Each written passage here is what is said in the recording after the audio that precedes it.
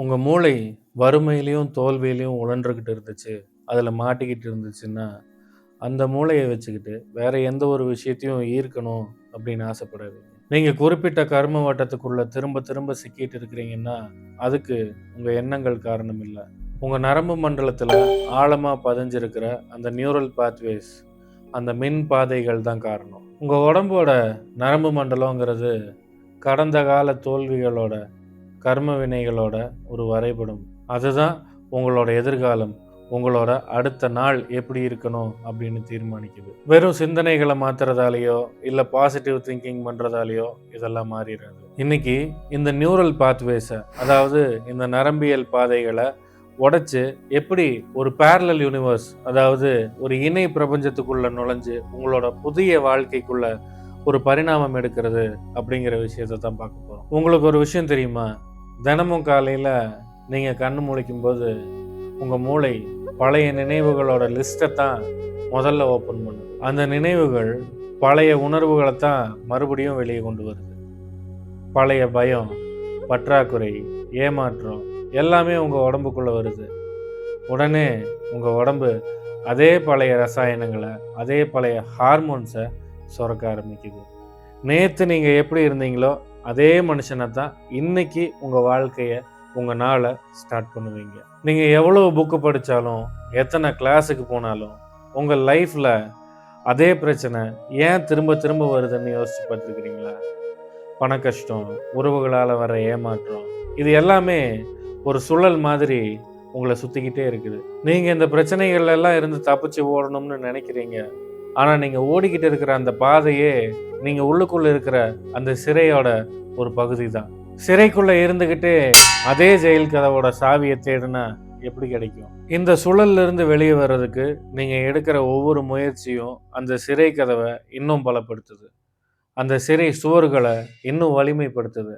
ஏன்னா, உங்க முயற்சியே பழைய பயத்திலிருந்தும், பழைய பற்றாக்குறையிலிருந்தும் தான் வருது. அதே பயம்தான் திரும்ப திரும்ப அதே விளைவுகள உருவாக்குது.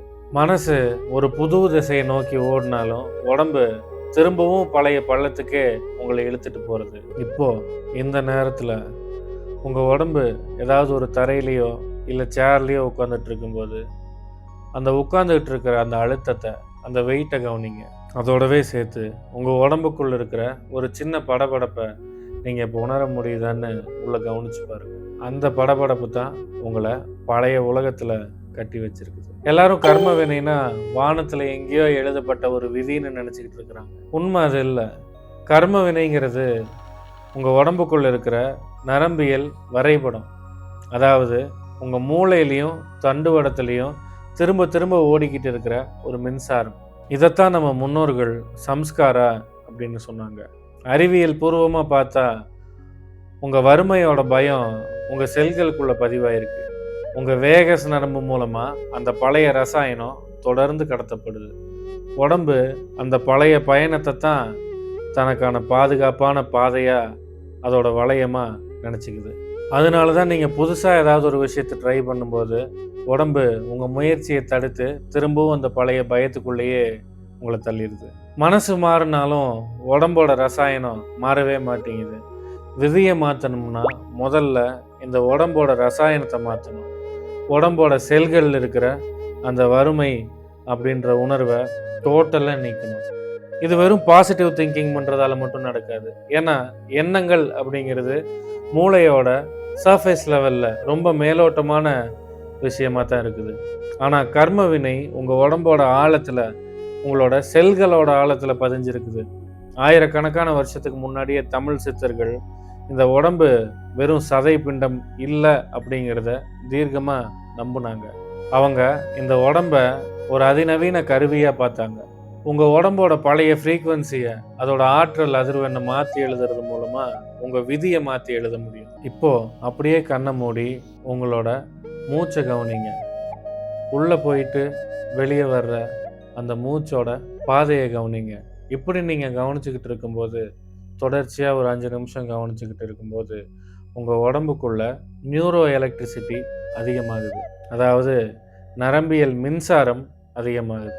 ஒரு குறிப்பிட்ட அதிர்வெண்ணை தொடும்போது நரம்புகள் இருக்கிற பழைய வறுமை குறியீடுகள் தானாகவே அழிய ஆரம்பிக்குது. ஆழ்ந்த அமைதியும் அதிவேகமான மின் அதிர்வுகளும் உங்கள் உடம்புக்குள்ள இணையும் போது பழைய கர்ம பாதைகள் நொறுங்கி விழுந்துடும். அங்கே தான் உங்கள் காலமும் விதியும் மாறுது.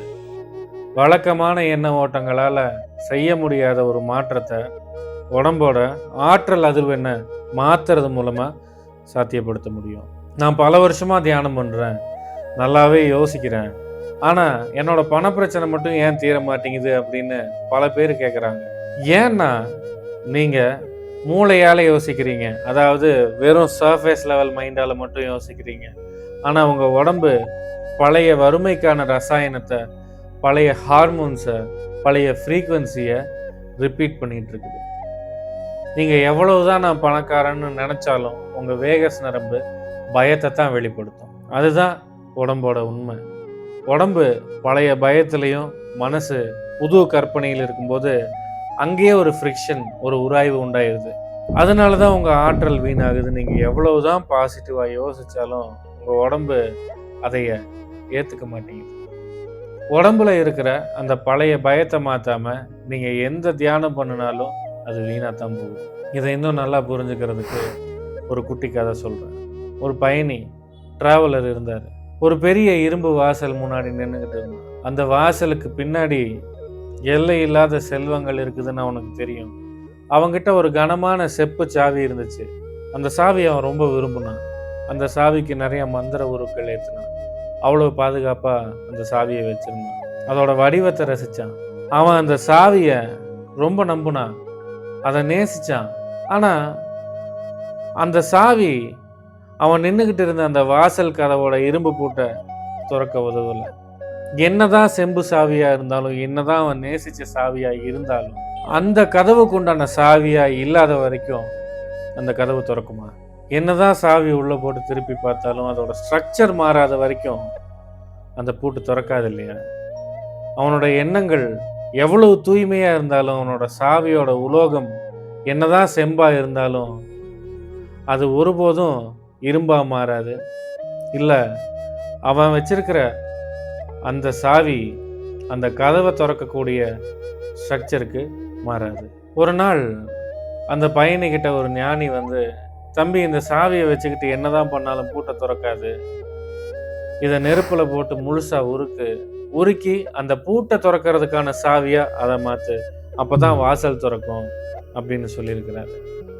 அவனும் அதை நெருப்பில் போட்டு உருக்கி அந்த பூட்டுக்கான சாவியை அதை வார்த்து புது சாவியா மாற்றினான். அதுக்கு அவன் மந்திரம் சொல்லலை, அதை நேசித்து ரொம்ப ரசித்து ரொம்ப நாள் போற்றி பாதுகாத்து எனர்ஜைஸ் எல்லாம் அவன் பண்ணலை. ஆனால் அதை செஞ்சு முடிச்சுனையும் போய் அந்த கதவை அந்த சாவியை வச்சு திறந்தான். அந்த கதவும் திறந்துச்சு. அந்த செம்பு சாவி தான் உங்கள் நரம்பு மண்டலம். இது ஆற்றல் அப்படின்ற நெருப்பால் உருக்காமல் புது வாசல் திறக்காது. உங்கள் உடம்பை உருக்கி வார்க்காம புது இணை பிரபஞ்சத்துக்குள்ள, ஒரு பேரலல் யூனிவர்ஸ்குள்ள உங்களால் போக முடியாது. ஏன் உங்களோட சுய முயற்சிகளும் மோட்டிவேஷனும் தோற்று போகுது? ஏன்னா நீங்கள் எடுக்கிற முடிவுகள் உங்கள் மைண்டோட வெறும் 5% தான் வருது. ஆனால் உங்களை இயக்கிற கர்ம வினைகளோ உங்கள் ஆள் மனசோட 95% உடம்போட செல்களுக்குள்ளே இருக்குது. இதைத்தான் நம்ம முன்னோர்கள் வாசனா அப்படின்னு சொன்னாங்க. வாசனா அப்படின்னா உங்கள் உடம்புக்குள்ளே இருக்கிற ரசாயன ஈர்ப்பு. உங்கள் உடம்பு ஒரு குறிப்பிட்ட ரசாயன நிலைக்கு அடிமையாயிடுச்சு.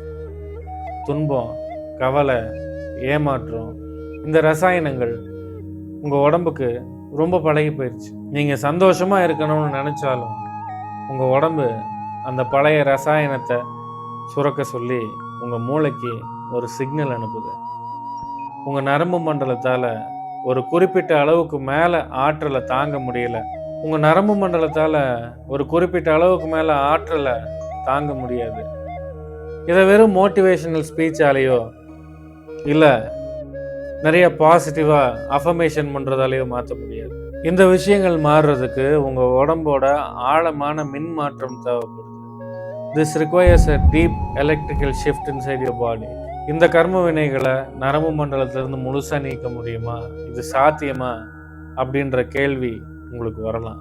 முழுசாக முடியும். ஆனால் அதுக்கு எண்ணங்களை மாற்றுற வித்தை உதவவே உதவாது. சித்தர்கள் உடம்ப ஒரு மின் கடத்தியாக பார்த்தாங்க. உடம்போட மின் அதிர்வெண்ணை உயர்த்தும் போது, அதை அதிகப்படுத்தும் போது, அதாவது எலக்ட்ரிக்கல் ஃப்ரீக்வன்சியை அதிகப்படுத்தும் போது பழைய சம்ஸ்காரா உருக ஆரம்பிக்கும். நரம்புகளில் தேங்கி இருக்கிற பழைய நினைவுகள் உங்கள் யோக பயிற்சியால் உருவாகிற அந்த மின்சாரத்தோட வேகத்தில் கரைஞ்சு போயிடும். உங்கள் நரம்பு மண்டலம் ஒரு புது அதிர்வெண்ணுக்கு மாறும்போது பழைய கர்ம வினைகள் எல்லாம் உதிர்ந்து போக ஆரம்பிச்சிடும். இது உங்கள் உடம்புக்குள்ளே நடக்கிற ஒரு பயாலஜிக்கல் டிரான்ஸ்ஃபர்மேஷன் ப்ராசஸ், மேஜிக் கிடையாது. உடம்போட மின் அதிர்வெண் உயரும் போது உங்கள் நரம்புகளில் இருக்கிற பழைய அழுத்தங்கள் தளர்வடையுது. செல்களுக்குள்ளே இருக்கிற தேக்கம் அடைஞ்ச பழைய தகவல்களை வெளியேற்றுது. இதனால் உங்கள் உடம்பால் அதிகமான ஆற்றலை தாங்க முடியுது. உடம்பு பதட்டம் அடையாமல் அமைதியாகவும் விழிப்பாகவும் இருக்கும்போது உங்களை சுற்றி இருக்கிற உலகம் மாறத் தொடங்கும். நீங்கள் தேடின வாய்ப்புகள் உங்களை தேடி தானாக வரும். இந்த மாதிரியான மாற்றத்தை தான் இணை பிரபஞ்சத்துக்குள்ளே நுழையிறது அப்படின்னு சொல்கிறாங்க. இணை பிரபஞ்சம், அதாவது பேரலல் யூனிவர்ஸ்னால் இந்த உலகத்தில் நிறையா பேத்துக்கு நிறையா விதமான கற்பனைகள் இருக்குது. அதெல்லாம் ஒரு பக்கம் தள்ளி வைங்க. கூரை மேலே ஏறி கோழி பிடிக்க தெரியாதவன் வானம் ஏறி வைகுண்டம் போக முடியுமா? இப்போ இந்த வாழ்க்கையில் நீங்கள் பழகி போன இந்த சூழல்லையே சரியாக எந்த விஷயத்தையும் பண்ண முடியல அப்படின்னா புது பேரலல் யூனிவர்ஸுக்கு போய் என்ன பண்ண போகிறீங்க? இப்போ இங்கே இருக்கிற துன்பத்திலேருந்து எஸ்கேப் ஆகிறது, வாழ்க்கையிலேருந்து எஸ்கேப் ஆகிறது, இந்த மாதிரியான சிந்தனையினால தான் ஒரு புது பேரலல் யூனிவர்ஸுக்கு போகணும், வேற ஒரு பரிணாமத்துக்கு போகணும் அப்படின்ற ஆசை பல பேர்த்துக்கு இருக்குது. எல்லாத்தையும் சொல்லலை. இப்போ நீங்கள் இருக்கிற ஒரு வாழ்க்கை நிலையிலிருந்து, உள் சூழலிருந்து ஒரு புது மாற்றம், ஒரு புது மனுஷனாக நீங்கள் மாறுறதே ஒரு இணை பிரபஞ்சத்துக்குள்ள, ஒரு பேரலல் யூனிவர்ஸ்குள்ளே போகிறது மாதிரி தான். இந்த பேரலல் யூனிவர்ஸ் எங்கேயோ வெளியில் இல்லை, அது உங்களுக்குள்ளே இருக்குது. அது எப்படி இருக்குது அப்படிங்கிறத வேற ஒரு சத்சங்கத்தில் நான் டீப்பாக சொல்கிறேன். வாழ்க்கை இப்போ இருக்கிற மாதிரி இல்லாமல் வேற மாதிரி மாறணும் அப்படின்னா உங்கள் ஆற்றல் உடம்புலையும் நரம்பு மண்டலத்துலேயும் வேலை நடக்கணும். அதோட ஆழத்தில் மாற்றம் நடக்கணும். உங்கள் உடம்போட செல்கள்லேருந்து அந்த பழைய பதிவுகள் நீக்கப்படணும். இப்போ நீங்கள் சுவாசிக்கும் போது அந்த மூச்சு காற்றுல இருக்கிற அந்த சில்னஸையோ அந்த சூட்டையோ கொஞ்சம் கவனிச்சு பாருங்கள். சும்மா அப்படியே கவனிச்சா போதும். உங்கள் கவனம் அந்த இடத்துலையே இருக்கட்டும். அந்த இடத்தோட அமைதியை நீங்கள் கவனிக்கும் போது உங்கள் இதய துடிப்போட அதிர்வை உங்கள் உடம்புக்குள்ளே உணர முடியுதா, அந்த வைப்ரேஷனை உணர முடியுதா, அந்த துடிப்பை உணர முடியுதான்னு பாருங்கள். அந்த அதிர்வு தான் உங்களை அமைதிப்படுத்துது. சரி, அப்படின்னா இது வரைக்கும் நான் என் வாழ்க்கையில் பண்ண முயற்சிகள் எல்லாம் வேஸ்ட் தானே? இந்த மாதிரி வட்டத்துக்குள்ளே வாழ்ந்துக்கிட்டு இருக்கிறேன் நான் யார் அப்போ அப்படின்னு ஒரு கேள்வி உங்களுக்குள்ளே வரலாம். கவலைப்படாதே மனமே, உன்னுடைய இந்த எல்லையற்ற முயற்சி தான் இந்த எல்லையற்ற சோர்வுக்கும் உன்னை கொண்டு வந்து சேர்த்திருக்கிறது. இந்த சோர்வு தான் உனக்கு ஒரு புது வாசலை திறக்கவிருக்கிறது. மனமே, நீ இந்த வட்டத்தில் சிக்கி இருக்கிற நபர் இல்லை என்பதை புரிந்து கொள். இந்த வட்டத்தை கவனித்து கொண்டிருக்கும் சாட்சியாக நீ இருக்கிறாய். எப்பொழுது நீ உன் முயற்சிகளை நிறுத்தி இந்த வட்டத்தை கவனிக்க ஆரம்பிக்கிறாயோ அப்போது அந்த வட்டத்தில் ஒரு விரிசல் விட ஆரம்பிக்கிறது. அந்த விரிசல் தான் உன் விடுதலைக்கான வழி அப்படின்றத உங்கள் மனசுக்கு பதிலாக எப்போ இந்த மாதிரியான ஒரு சோர்வடைஞ்ச கேள்வி வருதோ அப்போ சொல்லுங்கள். இன்னைக்கு இந்த விஷயங்கள் எல்லாம் நீங்கள் தெரிஞ்சுக்கிட்டதால வாழ்க்கையில் மாற்றம் ஏற்படுமா? இன்ஃபர்மேஷன் மட்டும் மாற்றத்தை ஏற்படுத்தாது. எப்போ நீங்கள் ஒரு இன்ஃபர்மேஷனை உள்வாங்கி அதை புரிஞ்சுக்கிட்டு அந்த இன்ஃபர்மேஷன் சொல்கிற பாதையில் நடக்க ஆரம்பிக்கிறீங்களோ, அந்த இன்ஃபர்மேஷனை யூட்டிலைஸ் பண்ண ஆரம்பிக்கிறீங்களோ, அப்போ தான் வாழ்க்கையில் மாற்றம் தொடங்கவே ஆரம்பிக்கும். உங்களுக்கு இந்த மாதிரியான முழுமையான மாற்றத்தை ஏற்படுத்துறதுக்கான ஒரு பாதை வேணும் அப்படின்னா நம்ம ரீவயரிங் த பீயிங் வகுப்புகள் உங்களுக்கான பாதையாக இருக்கும். இந்த பாதை உங்கள் நரம்பு மண்டலத்தை மாற்றி அமைக்கிறதுக்கான முறையான ஆழமான பயிற்சிகள் உங்களுக்கு கற்றுக் கொடுக்கும். ரீவயரிங் த பீயிங் பயணத்தில் உங்களோட இருப்பு மறுசீரமைக்கப்படும். இந்த வகுப்புகளில் தத்துவங்களை பேசி நேரத்தை வீணடிக்க போகிறதில்ல. உங்கள் உடம்பையும் உங்கள் ஆற்றலையும் உருக்கி வார்க்கிற அந்த நெருப்பை மூட்ட போகிறோம். அது சரிங்க ஐயா, நான் எப்போ இந்த மாதிரியான இணை பிரபஞ்சத்துக்குள்ள, இந்த பேரலல் யூனிவர்ஸுக்குள்ள போக போகிறேன், அதுக்குள்ளே நுழைய போகிறேன் அப்படின்ற கேள்வி உங்களுக்குள்ளே வந்தால் நுழையிறது அப்படிங்கிற பேச்சுக்கே இடம் கிடையாது. எப்போ நீங்கள் உங்கள் பழைய நரம்பியல் பாதைகளோட கதையை நம்புறதை நிறுத்துறீங்களோ அந்த நொடியே நீங்கள் அதுக்குள்ளே கால் எடுத்து வச்சுட்டீங்க. இணை பிரபஞ்சம்ங்கிறது எங்கேயோ தூரத்தில் இருக்கிற உலகம் இல்லை. அது இப்போ இந்த வினாடியில் உங்கள் ஆற்றல் உடம்போட வேற ஒரு ஃப்ரீக்குவன்சியில் இருக்கு. உங்கள் நரம்பு மண்டலத்தோட சுமையை இறக்கி வைக்கும்போது நீங்கள் இயல்பாகவே அந்த அதிர்வெண்ணுக்கு மாறிடுறீங்க. நீங்கள் வெறும் நரம்பியல் பாதைகளோட தொகுப்பு இல்லை, நீங்கள் அந்த பாதைகளை கவனிக்கிற சாட்சி. உங்கள் மூச்சு காற்று உங்கள் உடம்புக்குள்ளே போகிறத கவனிங்க, வெளியே வர்றதை கவனிங்க. மூச்சு உள்ளே போயிட்டு வெளியே வர்றது அப்படிங்கிறது எல்லாத்துக்கும் ஒன்று தான். அங்கே எந்த விதியும் கிடையாது, எந்த கர்ம வினையும் கிடையாது. அங்கே இருக்கிறதெல்லாம் இருப்பு மட்டும்தான். அந்த இடத்துல நீங்கள் இருக்கும்போது உங்கள் பழைய வரைபடம் அழிஞ்சு புதிய வழி பிறக்க ஆரம்பிக்கும். இந்த அமைதியோட ஆழத்தை இன்னும் முழுசாக நீங்கள் அனுபவிக்க விரும்புனா உங்கள் நரம்பு மண்டலத்தோட அடுத்த பரிணாமத்தை புரிஞ்சுக்குங்க. உங்கள் வாழ்க்கையோட இணை பிரபஞ்சத்துக்குள்ளே நுழையிறதுக்கான நுழைவாயில் அதுதான்.